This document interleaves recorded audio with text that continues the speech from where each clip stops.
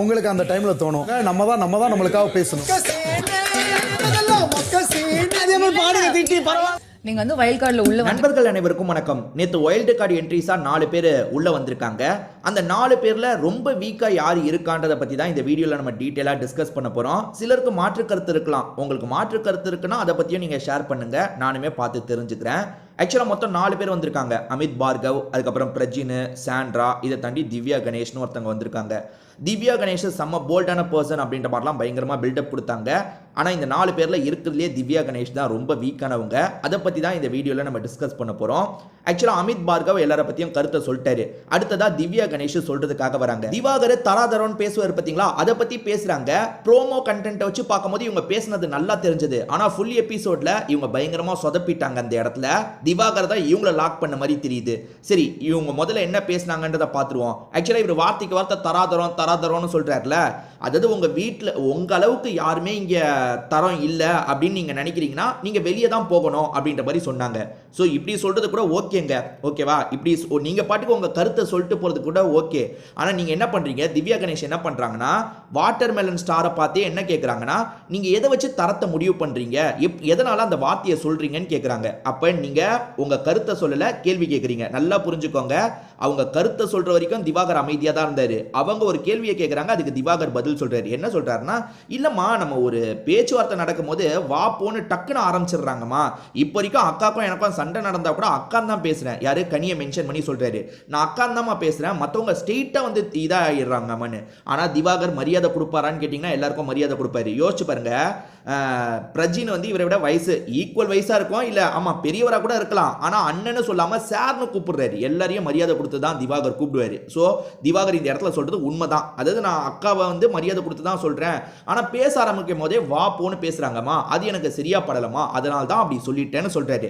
திவ்யா கணேஷ் கேள்வி கேட்டதுக்கு அவர் பதில் சொன்னாரு. திவ்யா கணேஷால இதை ஏத்துக்க முடியலனா என்னதான் இருந்தாலும் தராதரன்ற வார்த்தையை நீங்க யூஸ் பண்ணிருக்க கூடாதுன்னு சொல்லணும். ஆனா திவ்யா கணேஷ் என்ன பண்றாங்கன்னா, ஏற்கனவே சொன்ன விஷயத்தை இன்னொன்னு வாட்டி சொல்றாங்க. அது என்னன்னா, உங்களுக்கு எல்லாருக்குமே இங்க ஒரு தரம் இருக்குன்னு, நீங்க வந்து எங்களை விட தரம் ரொம்ப உயர்ந்தவர், நாங்கெல்லாம் உங்க அளவுக்கு தரம் இல்லைன்னா நீங்க வீட்டை விட்டு வெளியே தான் போகணும்னு சொல்றாங்க. திரும்பி அதை சொல்றாங்க, வீட்டை விட்டு நீங்க அப்ப வெளியே தானே போய்க்கணும், இங்க எங்க கூட இருக்கக்கூடாதுன்னு சொல்றாங்க.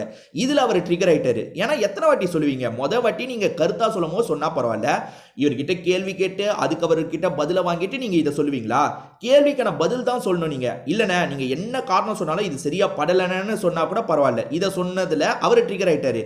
இல்லம்மா உனக்கு நடந்தாதான் அது புரியும், அதாவது ஒருத்தர் அப்படி பேசும்போது தான் நீ ரியாக்ட் பண்ணுவ, அப்பதான் உனக்கு புரியும்னு சொல்லிட்டாரு. இதுக்கு இவங்க கிட்ட சரியான பதில் இல்ல.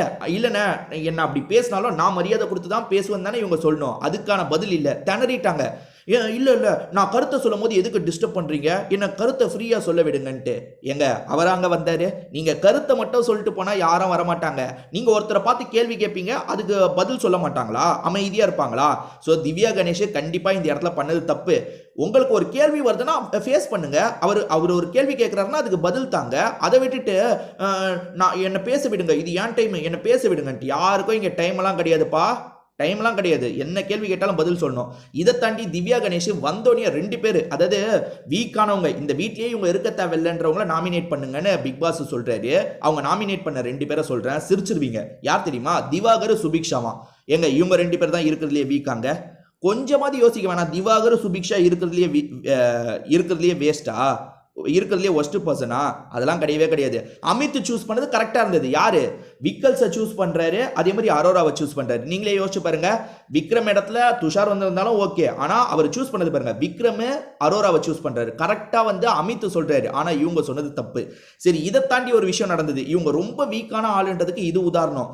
ஆக்சுவலா வந்ததுக்கு அப்புறம் கானா வினோத் புதுசா வந்த 4 பேரையும் உட்கார வச்சிட்டாரு, பாட்டு பாடுறாரு. லைட்டா நக்கல் பண்ணி தான் பாட்டு பாடுறாரு. லைட்டா குத்துவாங்க பாத்தீங்களா, அந்த மாதிரி. என்னன்னா, நீங்க போட்டதெல்லாம் மொக்க சீனுமா, நீங்க உள்ள வந்து போட்டதெல்லாம் மொக்க சீனுமான்னு சொல்றாரு. கலாய்க்கிற மாதிரி தான் பாடுறாரு. ஆனா அதை 3 பேர் சிரிச்சுக்கிட்டே கேட்டுட்டு இருக்காங்க. நம்ம வேலையை காமிச்ச மாதிரி அவரோட வேலையை காட்டுறாரு. சிரிச்சுக்கிட்டே நம்ம அமைதியா போயிடலான்னு உட்காந்துட்டு இருக்காங்க. ஆனா திவ்யா கணேஷ்ல என்ன எதுக்குன்னு வர சொன்னீங்க, என்ன பாராட்டி பாடுறேன்னு தானே வர சொன்னீங்க, இப்ப என்ன இப்படி பண்ணிட்டு இருக்கீங்கன்னு இதையும் பிரச்சனை பண்றாங்க. ஏமா நீ இந்த வீட்டை பத்தி தெரிஞ்சுக்கிட்டு தான் வந்தியா, இல்ல தெரியாம வந்துட்டியா? நீ ஒரு சான்ஸ் கிடைக்கும் போது யூஸ் பண்ணி எல்லாரையும் அட்டாக் பண்ற மாதிரி அவங்களுக்கு ஒரு சான்ஸ் கிடைக்கும் போது அதை கிண்டல் பண்ணி அட்டாக் தான் பண்ணுவாங்க. நீ அதை எதிர்த்து தான் நிக்கணும். நீ ஒன்னும் இல்லை, இங்க போல்டா ஃபேஸ் பண்ணிட்டு பண்ணிட்டு போல்டா ஃபேஸ் பண்ணிட்டு உனக்கு சான்ஸ் கிடைக்கும் போது அவங்கள கலாயி, அதை விட்டுட்டு அவங்க பாட்டுல கொஞ்சம் கலாய்ச்சதுக்கே, அதாவது நீங்க போட்டதெல்லாம் மொக்க சீனுன்னு சொல்றதுக்கே திவ்யா கணேஷெல்லாம் தாங்கிக்க முடியலன்னா திவ்யா கணேஷ் தாங்க ரொம்ப வீக்கான ஆளா நான் பாக்குறேன். ஏன்னா மத்தவங்க சிரிச்சுக்கிட்டே உட்காந்துட்டு இருக்காங்க, இவங்க ஏத்துக்கல. இதை பத்தி உங்க கருத்தை சொல்லுங்க.